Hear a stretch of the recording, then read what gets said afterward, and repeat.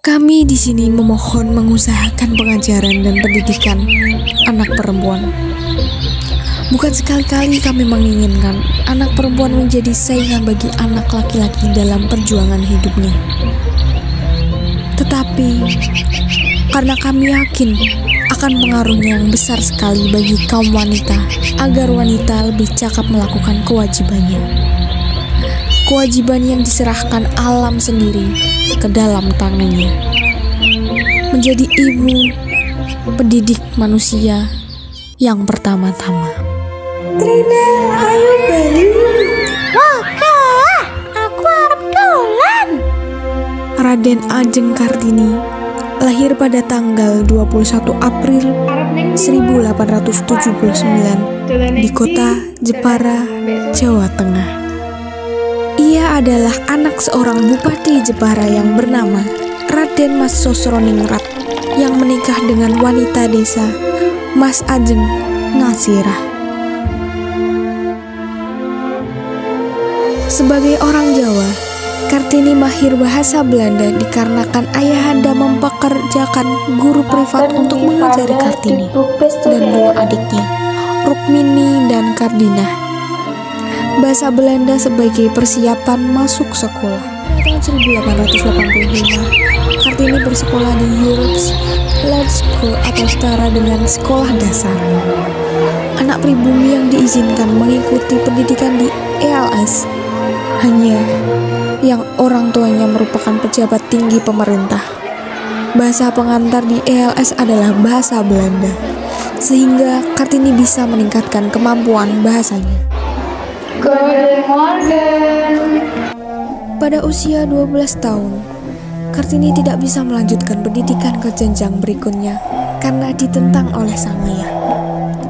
Sesuai adat istiadat waktu itu, apabila seorang gadis sudah menamatkan belajar di tingkat sekolah dasar, maka harus dipingit sampai datangnya lamaran dari seorang pria. Kartini memanfaatkan ruang pingitan untuk memuaskan kekebalannya, membaca buku, surat kabar, atau majalah berbagai tema. Bahasa yang belum dipahami akan dicatat dan ditanyakan kepada kakak kesayangan, Raden Mas Panji Sosrokarto, yang sedang melanjutkan pendidikan di HBS di Semarang. Raden Mas Panji Sosrokartono memiliki nasib yang berbeda dengan Kartini. Kartono didukung penuh ayahnya untuk mengenyam pendidikan hingga menjadi mahasiswa di salah satu universitas bergengsi di Eropa, Leiden University. Kelak kakak Kartini ini akan menjadi sosok pribumi pertama yang meraih gelar sarjana serta menguasai lebih dari 20 bahasa asing dan 10 bahasa daerah Indonesia. Kartini tertarik pada kemajuan berpikir wanita Eropa lalu. Timbul keinginannya untuk memajukan kehidupan wanita Indonesia. Baginya, wanita tidak hanya pandai di dapur, tetapi juga harus mempunyai ilmu dan kompetensi.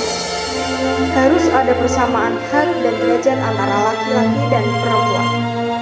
Ia memulai mengumpulkan teman-teman wanitanya untuk diajarkan tulis-menulis dan ilmu pengetahuan lainnya. Di tengah kesibukannya, ia tidak pernah berhenti membaca dan menulis surat kepada teman-temannya yang di Belanda, serta sempat menulis surat kepada Mr. Jacques Henry Abendano, seorang direktur Departemen Pendidikan, Agama, dan Kerajinan untuk diberikan beasiswa bersekolah di Belanda.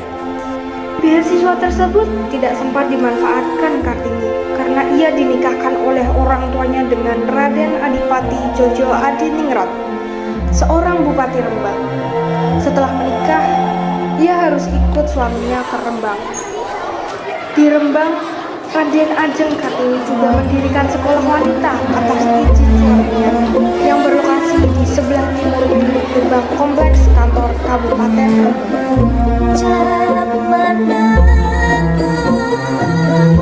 Tanggal 13 September 1904, Kartini melahirkan anak yang diberi nama Susali Jojo Adiningrat.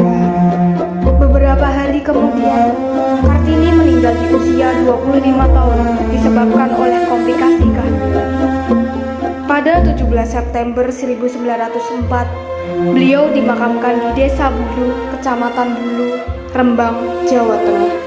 Setelah Kartini wafat, Mr. Jacques Heinrich Abendanan mengumpulkan dan membukukan surat-surat yang pernah dikirimkan Raden Ajeng Kartini kepada teman-temannya di Eropa.